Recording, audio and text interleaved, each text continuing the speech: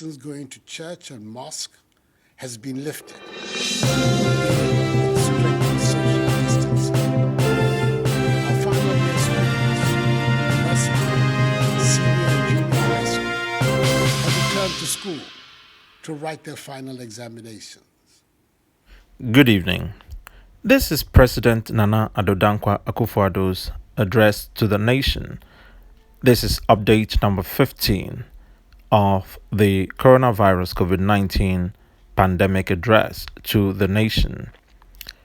In this address, the president gives us the measures taken by the Ghanaian government in tackling the COVID-19 pandemic in Ghana.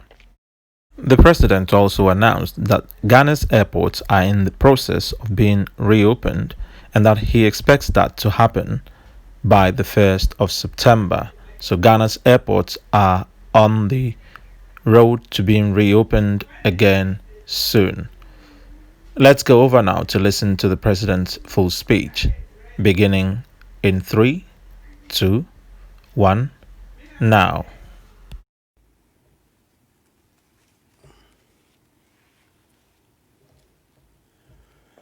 Fellow Ghanaians, good evening.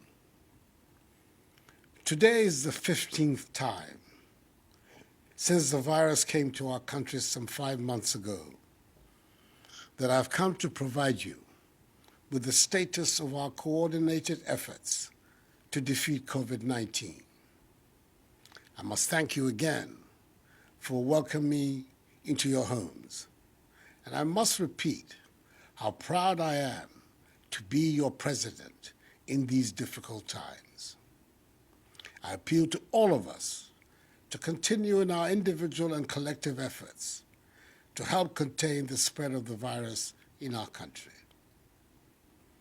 We've been through several phases of the fight against the pandemic. We've put in place restrictions to our everyday lives, indeed, some of which still remain, and we've gradually moved to restoring normalcy in some aspects of our lives.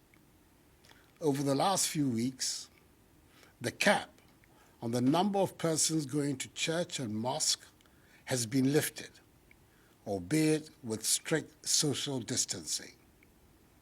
Our final year students in university, senior and junior high schools have returned to school to write their final examinations. And the Electoral Commission has just completed the successful compilation of a voters' register ahead of the conduct of the 2020 general elections in December. On behalf of the people of Ghana, I congratulate warmly the chairperson of the Electoral Commission, Mrs. Jean Mensah, her two deputies, Dr. Eric Asare Bosman and Mr. Samuel Tete, and the entire commission for the efficient, safe, transparent nature of the registration exercise, where for the first time in our nation's history, Ghanaians were provided with daily updates of the numbers of eligible voters registered, together with specific age, gender, regional breakdowns, and breakdowns of identity documents. All eligible voters were given the unfettered opportunity to register, a process that was fully embraced by the mass of the citizenry. Of course, there were genuine and understandable concerns about conducting such a complex exercise involving millions of citizens at this time. But at the end of the day, Ghanaians did their civic duty by going out to register, having found that the process was overwhelmingly orderly, peaceful, and safe. However, there were those who expressed various degrees of hysteria and negativity towards the exercise, with some who saw heaven and earth to resist the compilation of the register at the peril of their lives, ending up registering. There were also those who offered delicate personal sacrifices in the event of the register, again ending up registering. And there were those who claimed that in the midst of a pandemic, the registration exercise should not be conducted, with some warning of an explosion in our case count and very high numbers of deaths should the exercise go ahead. By the grace of God, the work of the Electoral Commission, and the effective measures put in place by government, these prophecies of doom did not materialize. There were nonetheless deeply regrettable isolated incidents of violence which I condemn unreservedly and which I expect the police to deal with without fear or favor. But the exercise was generally peaceful.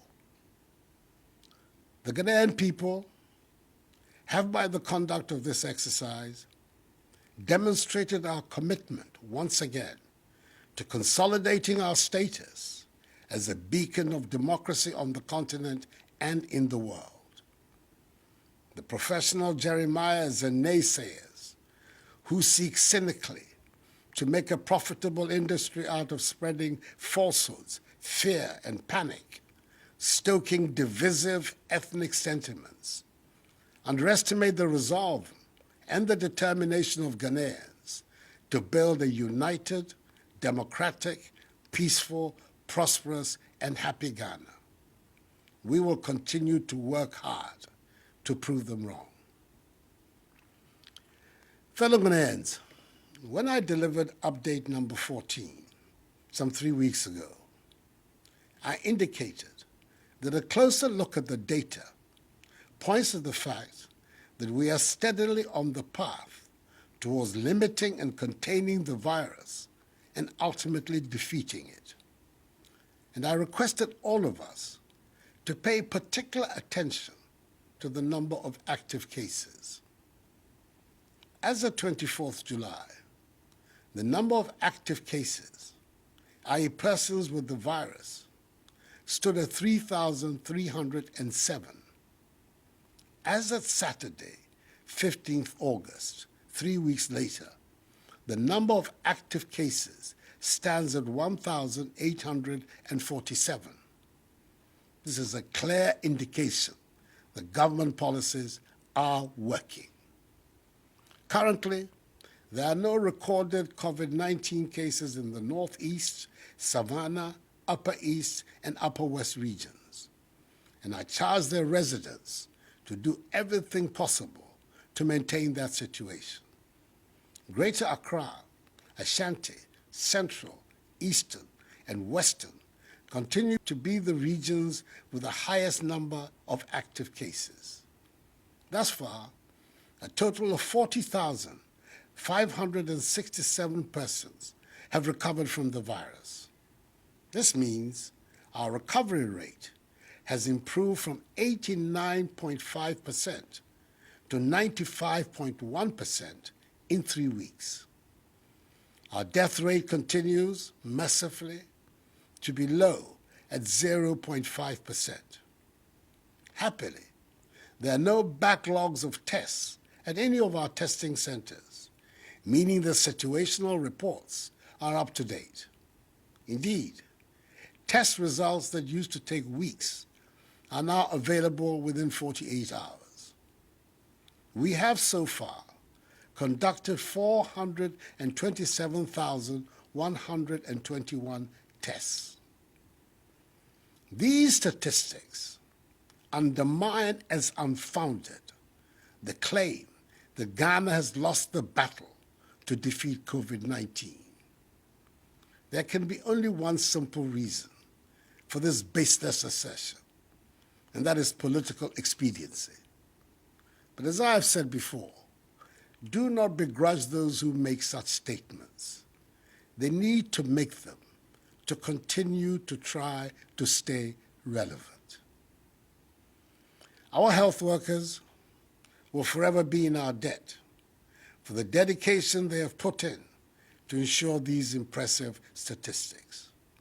We can help them even further by continuing to adhere to the social distancing and hygiene protocols we have instituted to stem the tide of infections. I've been encouraged by the results of a recent survey conducted by the Ghana Health Service into the use of face masks at selected locations in Accra in the month of August. It revealed that the overall intention to use face masks at the sites surveyed was very high, with 82% of persons surveyed possessing a mask. I believe we can do even more and better and reach 100%. However, the same survey demonstrated that only 44.3% of those who have the mask use them correctly. I urge each and every one of us to wear our masks and do so correctly anytime we leave our homes. It is the new normal requirement of our daily existence until the virus disappears.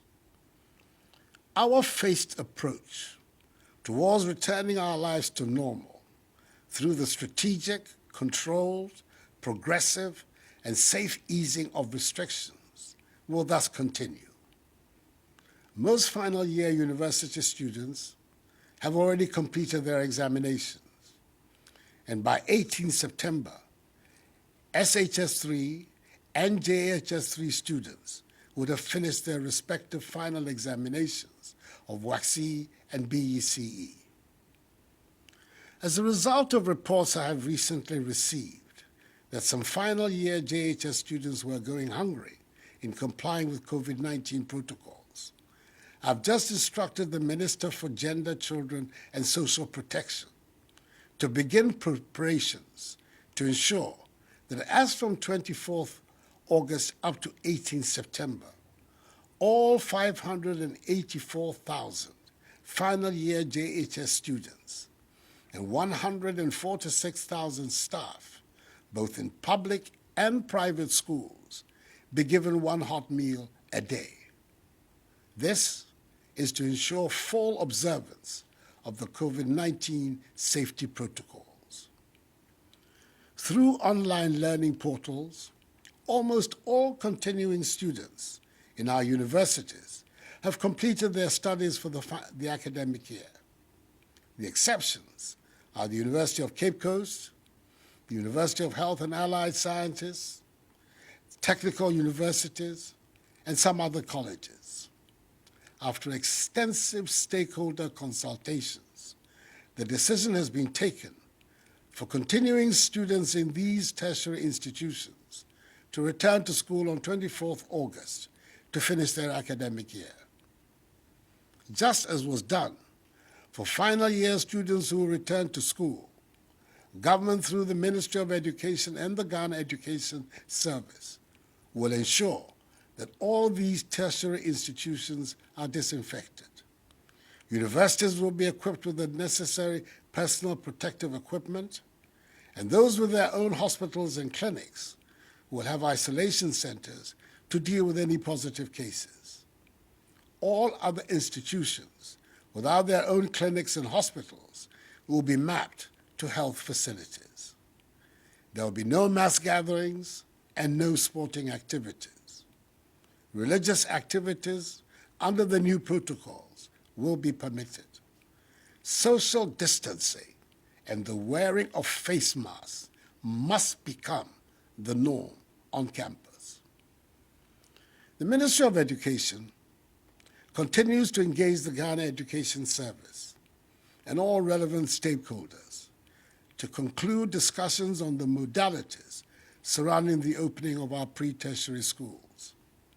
I will communicate in due course the decisions that will be reached from these consultations. You can be rest assured that I'll always take into prime consideration the safety and well-being of our children, teachers, and non-teaching staff in the decisions that will be taken, because I'm determined to ensure that the education of our children is not unduly disturbed by this pandemic. I know many still ask, whether our borders, especially our international airport, Kotoka International Airport, will be open. Under my instructions, the Ministry of Aviation, the Ghana Civil Aviation Authority, and the Ghana Airports Company Limited have been working with the Ministry of Health and its agencies to ascertain our readiness to reopen our airport. I want to ensure that we are in a position to test every single passenger that arrives in the country to avoid the spread of the virus. The outcome of that exercise will show us the way and determine when we can reopen our border by air. I'm hoping that by God's grace, we'll be ready to do so by the 1st of September. Until further notice, our borders by air, land, and sea remain closed to human traffic. For Ghana residents stranded abroad, special dispensation will continue to be given for their evacuation back to Ghana, where they will be subjected to the mandatory quarantine and safety protocols. Beaches, pubs, cinemas, and nightclubs are still to remain closed until further notice. The limit on the number of persons who can attend conferences, workshops, and award events has now been lifted, subject to the maintenance of social distancing amongst participants, fresh air ventilation of the premises, and a 2-hour limit for each session. I know that the pandemic has adversely affected many lives and livelihoods. It is for this reason the government has implemented several measures, such as free water and electricity, and funding to support small businesses, and tax relief, amongst others, to cushion the effect of the pandemic. We are not providing freebies. We're providing critical help to households, families, and businesses in the midst of this pandemic because we care. It is my conviction that in times of crises, it is the duty of a responsible and sensitive government to protect the population and provide relief. Fellow Ghanaians, let us remember at all times that the phased opening up of our country continues to put an obligation and responsibility on each one of us to remain vigilant and respect the enhanced hygiene, mask wearing, and social distancing protocols that have become part and parcel of our daily routine. They are proving to be effective, so let us employ them wholeheartedly. That is the way we can restore as quickly as possible the blessings of normalcy for which we all yearn. There is no room for complacency. We must be very much on our guard because some countries have experienced spikes after recording major achievements in containing the spread of the virus. We should not go down that road. Social distancing, enhanced hygiene, and wearing of masks are obligatory for each one of us. Enuanom, mesrɛ mo, nhyehyɛ a yɛayɛ ɛfa mask no ho, mundi so. Sɛ wofiri fie a, hyɛ mask no. Ɛno na ɛbɛbɔ yɛn ho ban ama yɛtumi apam yareɛ yi ɛfiri yɛn man mu.